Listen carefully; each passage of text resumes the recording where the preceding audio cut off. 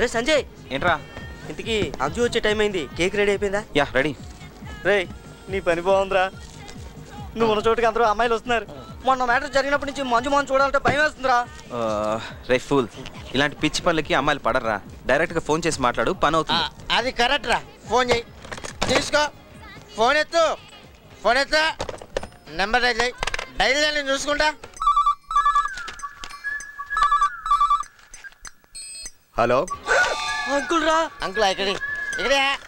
Hello, ఎవరు? మేము electricity department నుంచి మాట్లాడుతున్నామండి. మీ ఇంట్లో కరెంట్ ఉందా? ఇంట్లోనా? కరెంట్ ఉందండి. ఇంట్లో ఉంది, ఒంట్లోనే లేదని చెప్పండి. ఎవరండి పక్కన? అది నా జనరేటర్ అండి. చెప్పండి. మీ ఇంట్లో లైట్లు వెలుగుతున్నాయండి? వెలుగుతున్నాయి. అవును, ఫ్యాన్ తిరుగుతుందండి? తిరుగుతుంది. ఓ పని చేయండి, ఆ ఫ్యాన్ చుట్టూ మీరు కూడా తిరగండి.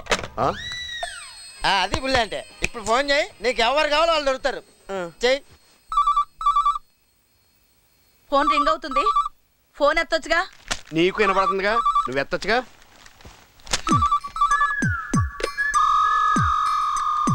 హలో మంజురా, మాట్లాడు. హలో, నేను చెప్పేది జాగ్రత్తగా విను. ఈ రోజు మన ఇద్దరం సరదాగా సినిమాకి వెళ్తున్నాం. నువ్వే షో కంటే ఆ షోకి, మిడ్ నైట్ షో కన్నా సరే నేను రెడీ. ఎవరు మాట్లాడేది? నీ వరప్రసాద్ని. బాబు ప్రసాద్ నువ్వా? ఆంటీ ప్రసాద్, ఆంటీ ప్రసాద్ ఆంటీరా. చిలిపి. ఆ మిగిలిన డ్రెస్ కూడా తీసేస్తే ఎప్పుడు బొమ్మలు చూసుకోవటంతోనే సరి. ఏమండి ఏమండి, ఆ టీవీ కట్టేయండి, సగం షో చూద్దాం. ఇప్పుడే వెళ్తామే, టైం అయిపోయింది. ఆ వేళ కొలమే వద్దనేది. సెకండ్ షో అంటే సినిమాయేనా? గట్టిగా అరవకు, అమ్మాయి కనబడుతుంది. ఇంకెక్కడ అమ్మాయి? అది ఎప్పుడో సగం షోకి వెళ్ళింది. ఆ మాట ముందే చెప్పలేకపోయావా? ముగ్గురం కలిసి వెళ్ళేవాళ్ళం కదా. ఇదిగో ఆ పిచ్చి మాటలే వద్దనేది. అవునులేండి, ఈ మధ్య నా మీద మీకు ఇంట్రెస్ట్ బాగా తగ్గిపోయింది. ఏం ఇంట్రెస్ట్ ఉంటదే? పెళ్లి అయిన కొత్తలో కరెంటు తీగల సన్నగా ఉండి ఫుల్ ఛార్జీలు ఉండేదాన్ని. ఇప్పుడు చూడు ఎలా తయారయ్యావో, ముసల్లాన్ చేతిలో మరచెంబులాగా. ఎక్కడ ఉందో తెలదు, చెంబు ఎక్కడ ఉందో తెలదు. వాళ్ళక మధ్యవాడ మీద పడి వచ్చేట్లుంది.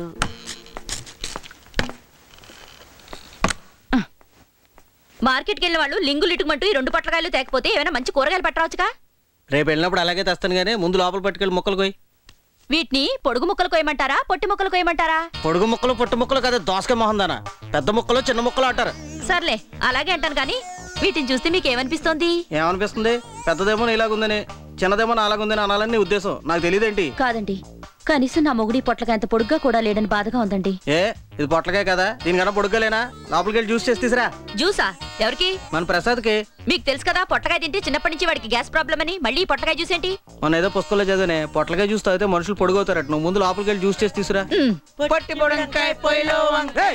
ఎవరదే అవతల పోయాడుకోండి.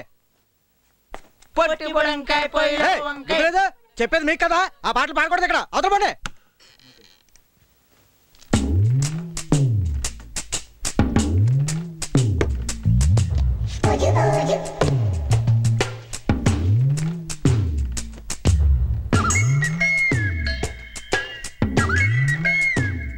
డౌట్ లేదురా ప్రసాద్, నీకు మీ అమ్మకాలు వచ్చినా నువ్వు ఖచ్చితంగా నా కొడుకువే. నువ్వు పొడుగవట్లేదని చాలాసార్లు తిట్టాను రా. తప్పు నీది కాదు, అలాగే నాది కూడా కాదు, మా పొట్టినాన్నది. అంతేలే నాన్న, పొడుగు పెరగడం పెరగకపోవడం అనేది మన చేతుల్లో ఏముంది? లేదులేరా, నా చేతిలో ఉంది. ఏంటి నాన్న ఇది? పిస్తా మిల్క్ షేకా? కాదురా, పొట్లకే పసరు. ఇది తాగితే మనుషులు పొడుగవుతారు. ఈ వయసులో నువ్వు పొడుగు పెరగడం కష్టమేమో. ఇది నా కోసం కాదు నాన్న, నీ కోసం. తాగమ్మా, తాగు. చేతుకుంది నాన్న, నేను తాగను. ప్లీజ్ తాగరా. కొత్తిమీర మొక్కంత నాకు కొబ్బరి చెట్టు అంత కొడుకున్నాడని గర్వంగా చెప్పుకునేలా చేయరా. చేయరా. నువ్వెన్నో చెప్తున్నా, ఈ పొట్లకాయ రసం నేను తాగను. తాగవా? చచ్చినా తాగను. సర్లే, ఏం చేస్తాం. అవును, ఆ డబ్బులు ఏంట్రా? డబ్బులా? అమ్మా,